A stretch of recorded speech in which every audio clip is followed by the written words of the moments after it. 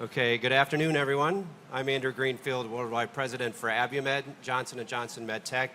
Marcy, thank you much for joining us today. Very excited to hear your story. Welcome. Thank you, Andrew. Excited to be here to share my story. So we're going to talk about heart disease. We're going to learn about some new acronyms, SCAD being one of those, technologies like Impella. But I think more importantly, we want to know a little bit more about you, and it's a little bit of a unique story and experience. So could you talk a little bit about you and your family and all this before all this happened? Sure. My name's Marcy, obviously, as Andrew just introduced me. I'm currently 54. My heart event occurred when I was 53. I am a mom of two boys, one that is 20 now and 18, and I've been married for 21 years. I have been dubbed by Abiomed, I love this, as a fitness enthusiast. There's a lot of things I could have been called, but that is not one of them. It's one of my favorites. I do love to do yoga. I love to hike. I snowboard with my kids. I play golf once a year with my husband on either his birthday or Father's Day. Okay, so the story begins in December. So take us back to that day and just kind of walk us through what you remember and share what happened during that time. So Tuesday, December 6, 2022, I woke up, made my son, who was a junior in high school at the time, breakfast, got him off to school, did a quick workout, went to my office, and it was after lunch, probably about 1:30, and I had gone to the ladies' room, and I was walking back to my office, and I felt a tug in my chest. And for lack of a better explanation, a square sensation of biofreeze. It felt like hot and cold. So I went back and sat at my desk and realized I was having a hard time breathing, and the biofreeze sensation was not going away. My husband and I work in the same office, and so I called him and I said, I think I need a ride home. I need to go home and lay down. We can pick up my car later. And as a working mom, as many of you can attest to with wives and moms yourself, I never asked for help. So it was kind of a bit of a yellow flag for him. So we took the elevator downstairs, and he recently shared with me that he knew there was something wrong when a woman in the elevator complimented me on my shoes, and I didn't engage in conversation with her. I just, thank you. And then, so he pulled his car around. I crawled in the back seat and said, I think I need to go to the heart hospital. And his response was, where's the heart hospital? So I shared with him where the heart hospital was, and we took off. And as I had mentioned, I've done a lot of yoga, I've done a lot of meditation, I do all the things, the crystals, tell me a tea I should be drinking, I drink it. None of that had prepared me for the car ride to the hospital. I couldn't seem to slow my heart rate down, and I couldn't seem to catch my breath. And I knew I was in trouble and I was fading. So I said to my husband, if I die today, I want you to know I love you. It's been a great life, and please let the boys know they've been the best part of my life.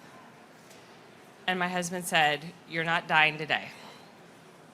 And that's the last thing I remember. So as he shares the story with me later,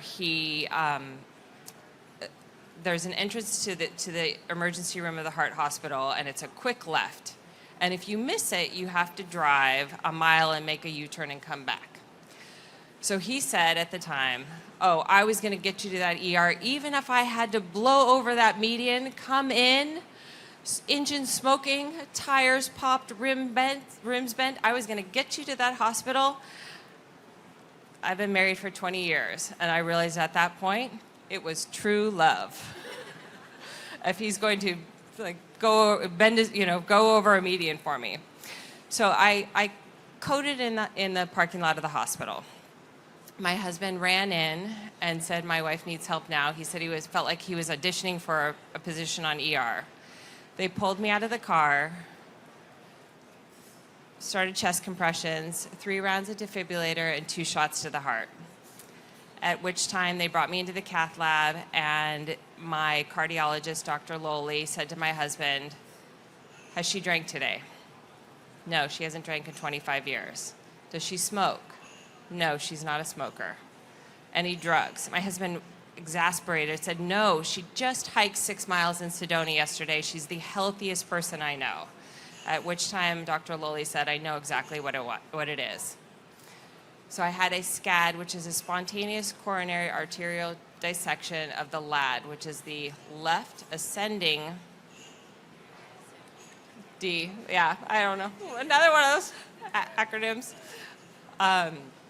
Left anterior descending. So he put a stent in, and in the cath lab, and then a couple hours later, there was question about whether I was starting to go into cardiogenic shock, and I was indeed going to cardiogenic shock, which at that time my cardiologist introduced Impella. I woke up the next day in the cardiac ICU, intubated and restrained. They left my left leg free. Thank you. And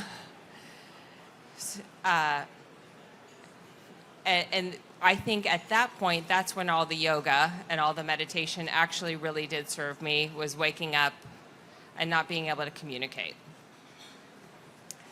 And I've shared a story. Actually, I had dinner with some friends this past weekend. We were all talking about how all of our, with age, all of our knuckles have swollen, and we can't get our wedding rings on or off. And I woke up intubated and restrained, and they took all my jewelry off the night before, but couldn't get my wedding ring off. So they taped my finger.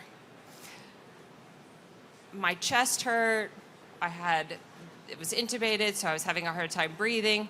But the one thing that hurt was my finger. It was throbbing. So I kind of made a motion like my finger, and my husband said, I think her finger hurts. And my thought was, can't someone just get a bolt cutter and cut the ring off?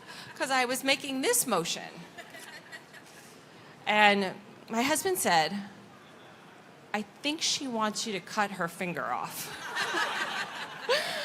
My thought was, if I come out of this, we really need to work on our communication. So needless to say, I still have my finger. So then luckily I was only intubated for about 24 hours and still had Impella in and was feeling very, very well. I was lucky that was neurologically intact, as far as we could tell. I still sometimes question that as well. So Impella was implanted Tuesday evening and then removed Thursday morning. And I was able to then get up and walk. I was discharged from the ICU on Saturday, which I think is probably pretty unheard of for most people after a sudden cardiac arrest. In that moment, I realized that all of the things that I had been doing up until that point, the small things on a daily basis turned into be the big things. And I realized I didn't know that I was training for an actual medical event. I think we all think I'm going to run this marathon, I'm going to hike the Grand Canyon, I'm going to play in a soccer game, all of the things we do, I'm in a golf. I think what I realized is about getting uncomfortable and getting comfortable and being comfortable so that we're prepared for these big medical events in our life. And this was by far my most significant medical event in my life. I would say even more so than giving birth to 2 children. That's pedestrian. Not for all of us, but No. yeah. So let's come back a little bit, Okay. because you didn't have a history of heart disease at all. So, but you knew where the heart hospital was. This fascinates me. And as a husband, how did you know where the heart hospital was, and why were you so prepared for this event? Okay, so 2 things. The heart hospital is actually located in Phoenix, across from Phoenix Children's Hospital.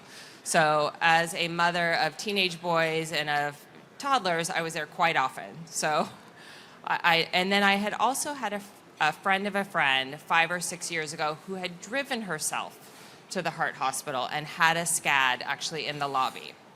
So and I didn't know that she had had a SCAD, but that had always stuck with me to, if I ever have a heart issue or anyone else I know, goes directly to the heart hospital. It's amazing. And you also mentioned the doctor said, I know what it is. Yes. But you didn't know what SCAD was at the time. So what was it? Have you learned that that physician felt he knew what you were experiencing? So I think it was my healthy lifestyle, and my husband's sort of insistence and sort of his exasperation of like, she's healthy.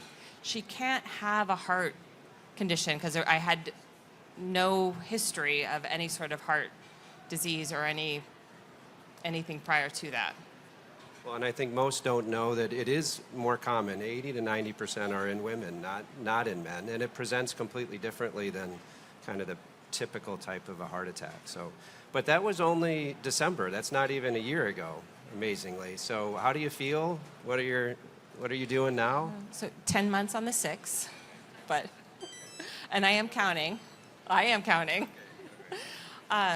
feel great. I feel, as I had mentioned to you when I saw you in August, my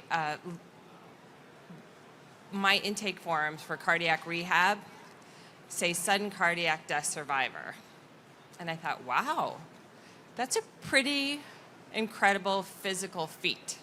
One that I didn't set out to accomplish, and I have friends who have a boat in Idaho, and I've always been what I think of as the bridesmaid, never the bride on the boat, where I'm throwing the rope out to the kids, pulling it in on their wake surfing boat. So I learned to wake surf this summer.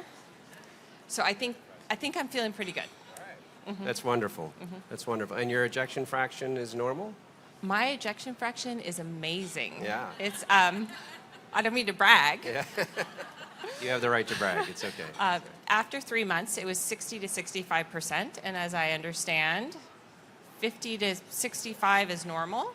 It's wonderful. Yeah, it's amazing.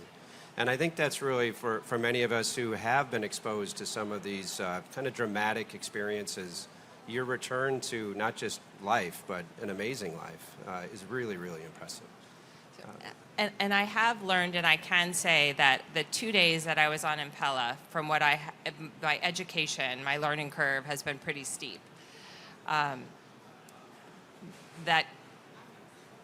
my doctor thinking quickly and calling the Impella account executive, or I think you rep, I think was the difference between having some neurological damage and delay and also getting me back on my feet. There was concern. My husband actually left the hospital Tuesday night to get home to my son. And my best friend came in, and there was concern that I maybe had lack of oxygen and not much heart function for 9 to 20 minutes. So I feel like having the heart pump was a game changer in getting me back on my feet and back to my family and my friends as quickly as I did. That's amazing. Well, as we wrap up, you mentioned August, and I was very fortunate. Our families got to meet. Colin, your son, is the same age, similar in college, and as my son Jordan. And so maybe as we close out, what does this mean to you now, your lens looking forwards of family and the future? What can you share with us about you? Well, there's two things. I want to look back for just a moment. I was discharged from the hospital on December 10th, and I think this is something we can all relate to, and I'm of what we refer to as the sandwich generation now. I'm taking care of younger kids and my parents. My mom passed on December 26th. I was able to say goodbye to my mom. I was well enough to go see her and say goodbye to her. That was such a gift. And my children didn't have to say goodbye to a mom. So looking forward, I just went to family weekend at the University of Arizona. I am going to the UCLA U of A football game with some friends and my kids. Bear down. Sorry if we have any UCLA fans.